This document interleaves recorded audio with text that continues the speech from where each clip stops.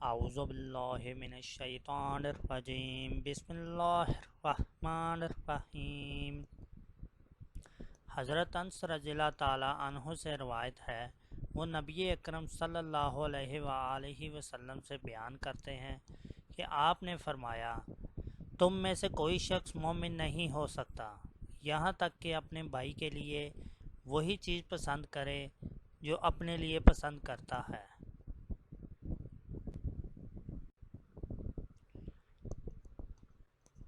حضرت انس رضی اللہ تعالیٰ عنہ سے روایت ہے، رسول اللہ صلی اللہ علیہ وآلہ وسلم نے فرمایا، تم میں سے کوئی مومن نہیں ہو سکتا جب تک میں اس کے نزدیک اس کے والد، اس کی اولاد اور تمام لوگوں سے زیادہ محبوب نہ ہو جاؤں۔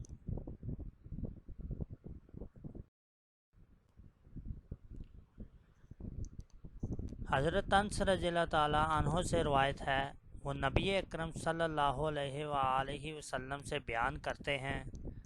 آپ نے فرمایا، تین خصلتیں ایسی ہیں کہ جس میں یہ پیدا ہو جائیں اس نے ایمان کی شیرینی کو پا لیا۔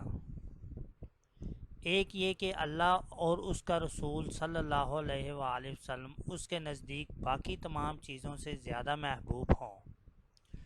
اور جس شخص سے بھی محبت رکھے محض اللہ کے لیے محبت رکھے، اور وہ کفر میں لوٹ جانے کو ایسا برا خیال کرے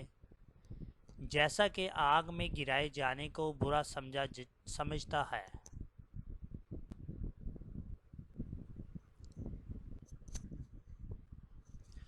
حضرت عبادہ بن صامت رضی اللہ تعالیٰ عنہ کا بیان ہے،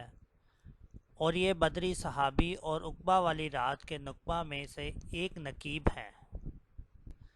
رسول اللہ صلی اللہ علیہ وآلہ وسلم نے جب کہ آپ کے ارد گرد صحابہ کی ایک جماعت تھی، فرمایا، تم سب مجھ سے اس بات پر بیعت کرو کہ اللہ کے ساتھ کسی کو شریک نہ ٹھہراؤ گے، چوری نہیں کرو گے، زنا نہیں کرو گے، اپنی اولاد کو قتل نہیں کرو گے، اپنے ہاتھ اور پاؤں کے سامنے دیدہ اور دانستہ کسی پر افتراء پردازی نہیں کرو گے، اور اچھے کاموں میں نافرمانی نہ کرو گے۔ پھر جو کوئی تم میں سے یہ عہد پورا کرے گا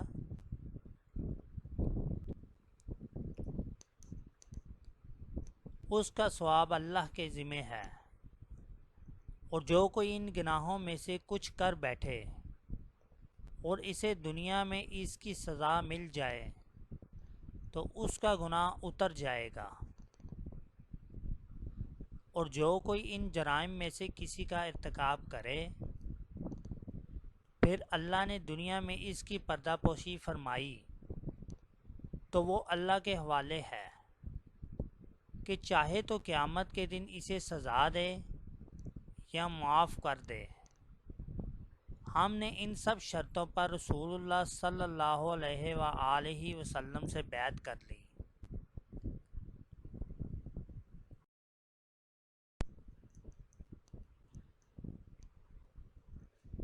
حضرت ابو سعید خدری رضی اللہ تعالیٰ عنہ سے روایت ہے، انہوں نے کہا،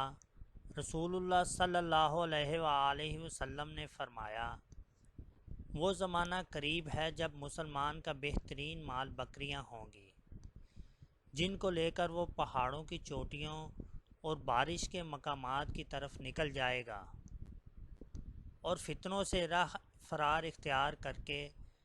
اپنے دین کو بچا لے گا۔